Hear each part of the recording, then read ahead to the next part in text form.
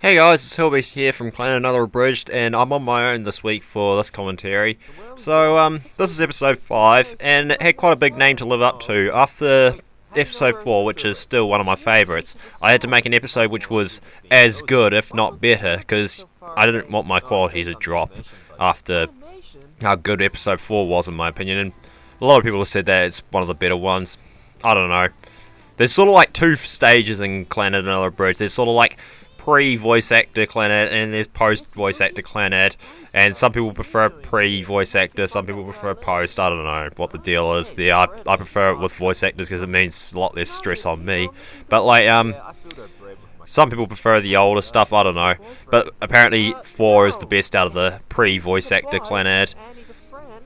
This here is probably one of those scenes in Clannad where the animation is quite good. They use a lot of stuff like excellent lighting and all that, because if this scene was just done during the day, then it wouldn't really have the same effect that it has. It's one of those well animated sort of things. They sort of thought this scene out properly. Like, it's not just because of the fact that they're after school, because it sort of sets a bit of a tone for the mood for the scene.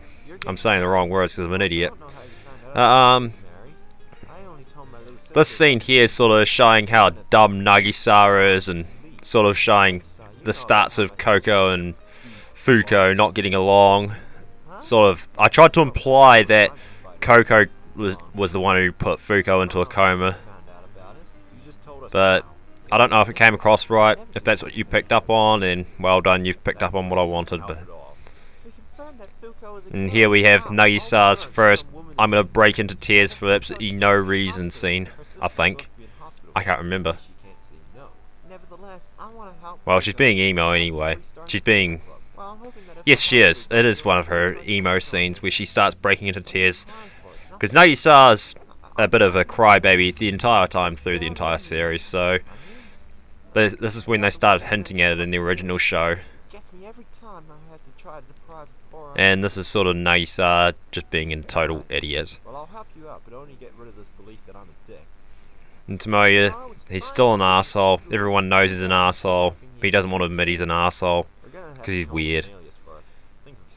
And here we have the classic Sonia Davies scene. She really is a politician. She really is a politician in New Zealand. I'm a New Zealander if you haven't figured that out already. If you're going around thinking, oh, he's an Australian. No, I'm a New Zealander.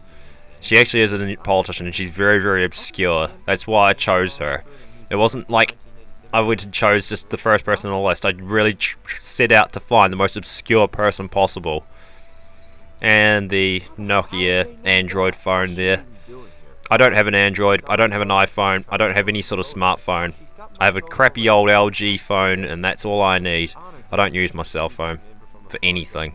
If I want to contact someone, I'll Skype them or something. That's the first time I actually started to do Stampede for those people. Actually, no, that's the first time in the show, not since the first episode. Disregard that comment. Pretty pointless of me to say that. I have no idea why he's obsessed with Chuck Norris. It's just something I keep on saying. Either Chuck Norris or Jackie Chan or the Hulk. Oh no, the Hulk was Tomoyo, who said that in the first episode. And they're back in Tsunohara's crappy dorm room, which is an absolute mess.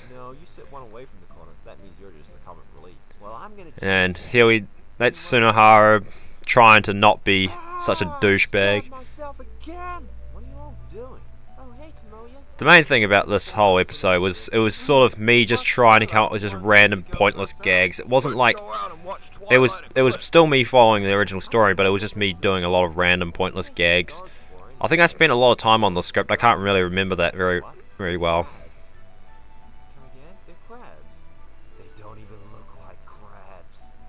It really is confusing because, as far as I'm aware, starfish are really pointy. Like, well, last time I checked starfish out, they're really pointy. So I have no idea why she thinks that those are starfish, because they're just bizarre. I don't know. Someone else can go and find that out for me. I'm too lazy to do it. I could go on Wikipedia and find out, but I can't be bothered. Yeah, that's a bit of stuff up there when Fuko said that she does want to see her. I should have said that Fuko doesn't want to see her. I don't know. Oh, it was a bit stupid of me. I have a lot of discrepancies and stuff like that all the way through the entire series. But a lot of it I have tried to maintain consistency, and there are a few times where I've tried to maintain the story the whole way through. And there are stories which have been planned out. Like, I've even got stuff planned already for After Story, like that I'm going to do. Because I want to get a lot of stuff in After Story planned beforehand, because there's a lot of big stuff that happens in After Story, and I want to get it perfect. And Tomoya back to being an arsehole, even though he's trying to prove he's not an arsehole. Yes, Tomoya, why is Nagisa between your legs? I have no idea why they're in that sort of strange position while they're doing that. And they're ducking their heads around the corner, and Fuko was looking in that direction and she didn't see them. You must be very, very blind, Fuko. And that sort of dance thing she did there with, like, swaying her hips is crazy. I was going to do Dragon Ball Z there, or Dragon Ball Z, or what do you want to call it? I have to call it Dragon Ball Z because everyone else calls it that, even though I don't even say Z in New Zealand. But anyway, that's another point. But I can't remember what else I was going to do. There was going to be something else I was going to throw in there. But I went with Dragon Ball Z, what do you want to call it? There you go, I said it as Fuko.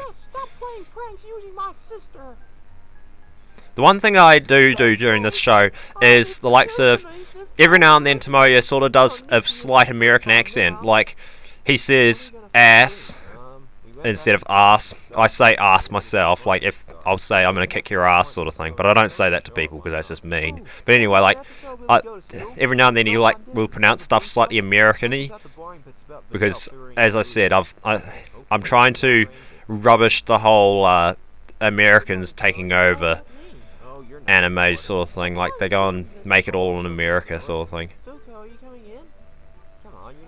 That's one thing which is ongoing all the way through Clannad and other Abridged, is just the fact that they're sort of aware that they're in an anime, but they're not completely aware that they're in an anime, and like they're always trying to make fun of America sort of thing. Because they're always pretending to be in America. Like some people reckon that they're in Japan, some people reckon they're in America. That's just me being an idiot. I know that they're in Japan. Of course they're in Japan. They go on about being in Japan. It is kind of stuffy in here, isn't it? I'm Nagisa Furukawa, and I have Tourette's. I'm Fuko. I was going to have Nagisa when she went and said, I'm Nagisa Furukawa and I have Tourette's. So I was going to make her do one of her Tourette's type lines, but I think either I cut it out during the editing, or I never recorded it, or I never scripted it. I don't know which one it was. It was something like that. No, I'm only halfway through the box. And there you have the first glimpse of Yoda. It ends with Fuko really is in the last episode. She's like the last thing that you see, and it's really, really depressing. But yeah, that's episode 5, all commentated by me on my own. Hope you liked it, me doing it on my own.